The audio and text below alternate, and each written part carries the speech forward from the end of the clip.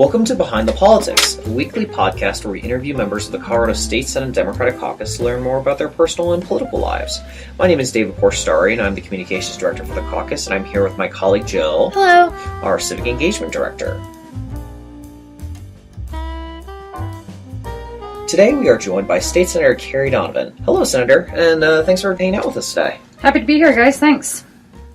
So Senator Donovan's district includes 7 counties: Hinsdale, Lake, Gunnison, Eagle, Chaffee, Pitkin, and Delta.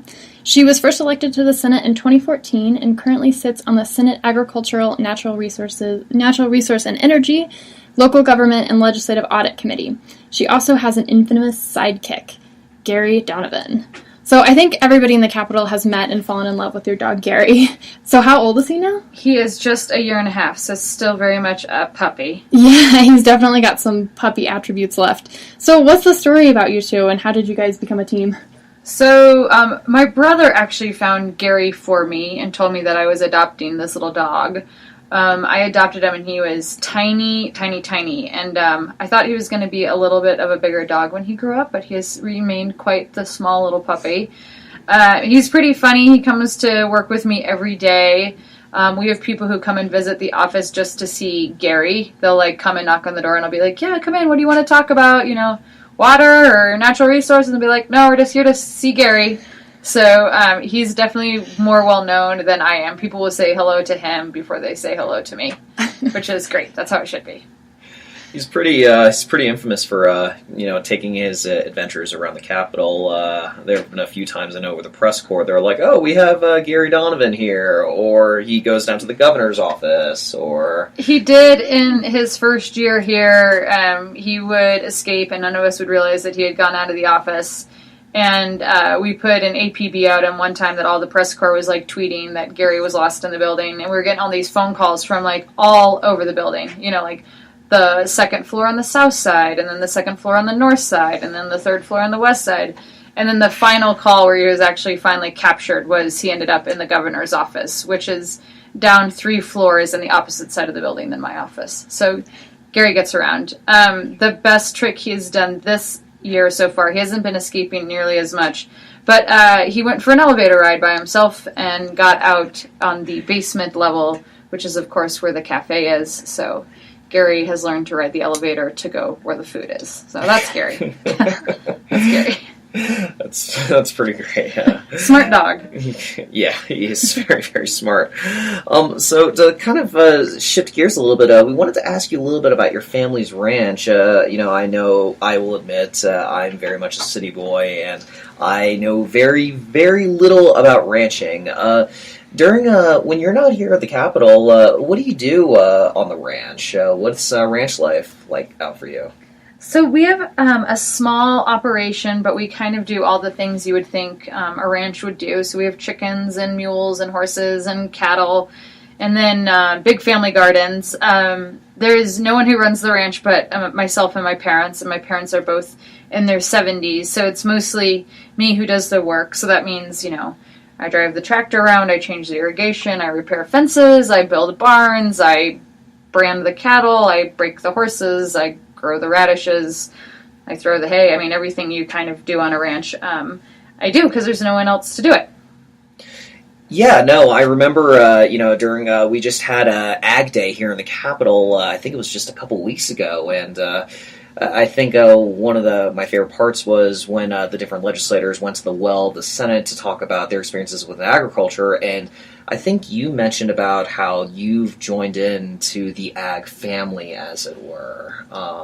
Yeah, the ag family is pretty interesting. It's definitely, neighbors help neighbors out for sure, because things happen in ranching life that are just, you need lots of hands. So it's been neat to be a part of that community for sure. Where my ranch is, I'm a little bit isolated, so when things go down, I'm kind of on my own. But I've definitely called, friends that live 45 minutes away and have sent out the panic phone call, and they get there as soon as they can, to help because the cattle are out, or that you have a horse that's, down and stuck in the mud, and things where you just need more than one body to get it done. But yeah, the ag family is a pretty neat part of culture to be with. It's incredibly satisfying work. It's really neat because you you start in the morning building a fence, and at the end of the day, you look back and you can see, depending on what territory you're in, but, 200 yards of fence or half mile of fence. And so it's very satisfying, real work, very challenging. Very cool. Any good tips to how to grow good vegetables? So I think the most important in Colorado is to be very realistic about what you can grow. So if you live in the mountains, don't expect to be growing tomatoes. It ain't happening. Embrace what grows where you are. So learn to love radishes because they will grow everywhere. And then just take care of them. You can't just throw seeds in the ground and expect something to prop up. Farming's a profession for the reason because it takes a lot of work to get stuff to grow on the ground. So if you're going to grow something, give it love, and it'll grow. Sounds words. Yeah. So our last question, we kind of wanted to remind our listeners that Public Lands Day is Saturday, May 20th. Public Lands Day was actually created after Senator Donovan passed a bill last session, making it a statewide holiday, encouraging people to get outside and enjoy our Colorado public lands. So, Senator Donovan, any suggestions of a cool hike or fun fishing spot people could check out on Public Lands Day? Yeah, gosh, I think there's like a place in every part of my district that's amazing. Up in Leadville, the Twin Lakes areas are pretty incredible, and they have really neat mountain bike trails up there. And when you're around Leadville, you're in the highest part of the state for those types of activities, so that's pretty fun. Down in Chaffee County, of course, you have Browns Canyon, one of our most recent national monuments. So anywhere in Browns is a great way to spend public Lands Day. Hinsdale has 14ers around every corner, so if you're interested in bagging a 14er, it might be a little bit snowy still in May, but Hinsdale and Lake City is a great base camp for that. Gunnison has an amazing trail system that leaves right out of the town, so grab lunch and then go jump on your bike and hit up one of those trails. Crested Butte wildflower season should just be starting that time, so Crested Butte's known for their incredible wildflowers.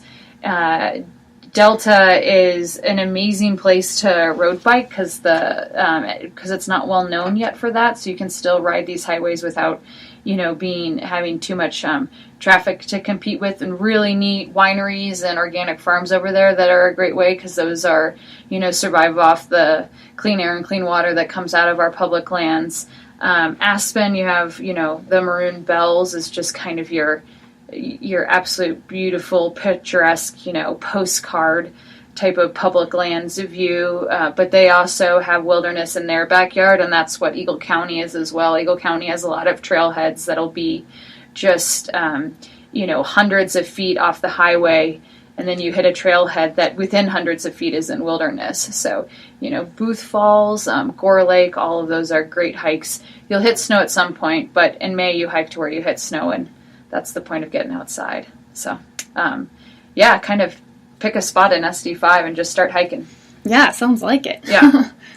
Yeah, no, it sounds like there's quite a laundry list of things to do in Colorado, just in SD5 alone, all those options. I understand that Colorado Public Lands Day, the first inaugural Public Lands Day, is there's going to be quite a build-up to it. Do you want to just touch on that really quickly? Yeah, so the third Saturday in May is now our official Public Lands Day, and like you said, we get to be the first state in the nation that does this. So lots of interest out there. We're hearing from breweries across the state. They're going to kind of do public lands themed beers. So that's fun. I feel like that's very authentic to Colorado. And then, of course, what do you need to do to earn that beer that you have that night? You probably need to go out and clean up a trailhead or go for a hike or go fishing. So stay tuned. Lots of stuff going to pop up all around the state. So hopefully you can find something in your neighborhood to either just go out and enjoy public lands or be struck with the volunteer spirit and go do something for public lands and then find your local brewery and go have a beer that night to celebrate. So, folks, Senator Donovan has been putting out a good amount of information on Public Lands Day on our social media accounts. So if you want any more information about that, I would just suggest checking out Senator Donovan's Facebook page or Twitter account. Well, thanks for talking with us, Senator Donovan. And pleasure. Thank you all for listening, as always, and we will be back next week with State Senator Daniel Kagan. Until next time.